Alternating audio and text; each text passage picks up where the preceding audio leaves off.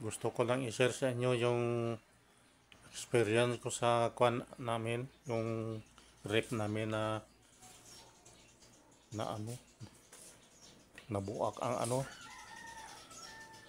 nabuak ang puno ng takip doon. Yan, nabuak. Eh, gusto ko lang i-share na gayahin na yung ginawa ko. Ang iba diyan gigawa ano lang ng takip nito. Yung takip ng yung plastic na makapal. Ma- okay din pala itong buti na lang naisipan ko to. Grabe kalakas. Grabe ang kapit ng ano.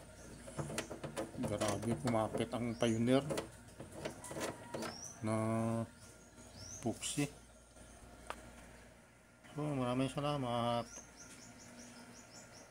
Pag-isipan ko, sana wala na ito. Kaya sana sabi ko wala na silbi ito. Wala na pag-asa. Kaya pwede pala.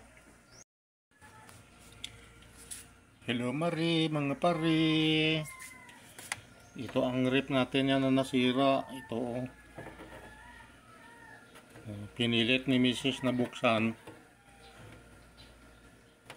Hindi yan muna ano. Sana gi-depress niya muna.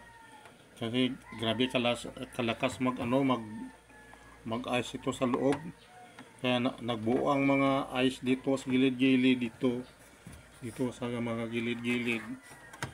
Nagbuo. Kaya matigas buksan. Dito. Kaya pinilit niya buksan.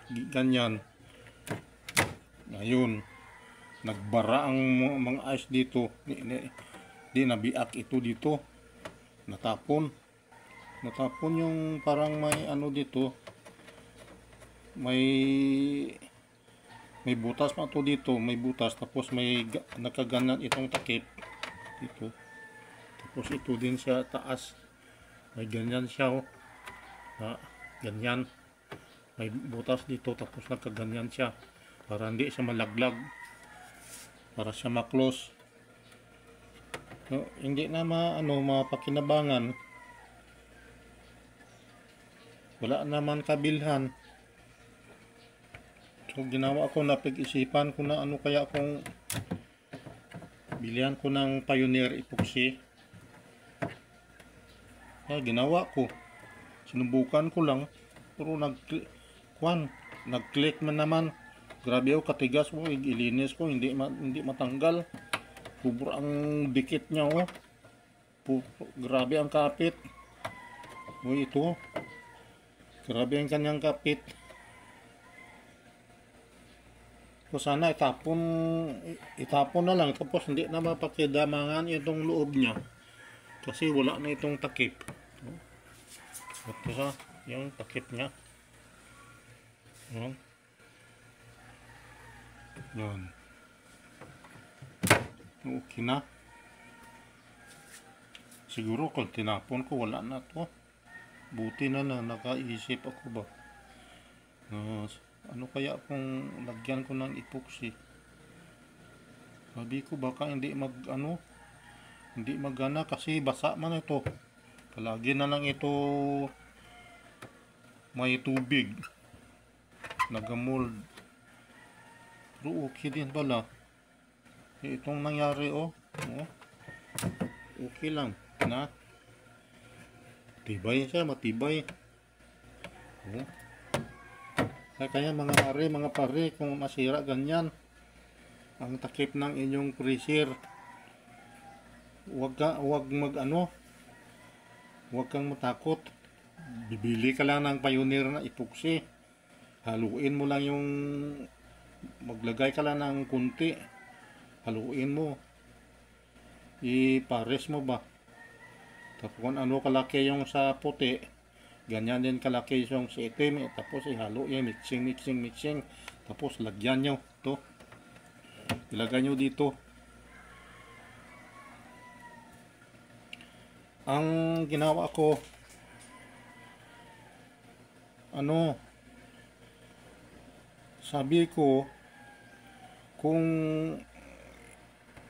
itanggalin ko muna tapos ilagay, tapos baka hindi na pwede mag ibalik sa loob. Hindi na pwede ibalik kasi kuha na, natuyo na. Kasi may butas ito dito sa ilalim, ito dito, oh, dito may butas ito. Itong takip niya parang may ganyan ba, may kuha dito, oh, na parang siyang may lock na magpasok dito sa may butas para hindi sa maglabas. Ganyan din sa taas. Sabi ko hindi pwede ipasok kung magkuha na, kung magtuyo na. Sa ginawa ko, sa nilagyan ko muna ng ng puksi, tapos binalik ko yung takip dito sa kanyang pwesto. Tapos gin-align ko siya, tapos hinayaan ko lang siya ganito. Paglagay ko, ganyan ko siya, gintakip ko, tapos hinayaan ko na lang siya. So okay naman pala. Successful pagkabukas ng umaga, gabi ko man yung ginlagay, pagkabukas ng umaga tingnan ko, grabe na kaapit na, grabe katigas. Gipunasan ko, hindi na matanggal. Yung epoxy ito, hindi na matanggal. Salamat naman at naisipan ko ganyan. Kaya kung kayo may ganyan, huwag niyong itapon. Sundin nyo yan itong ginawa ko, gaya-gayahin lang Basta bili lang kayo ng epoxy Pioneer. Ganyan lang. Salamat sa panonood. Tatay Ton Channel.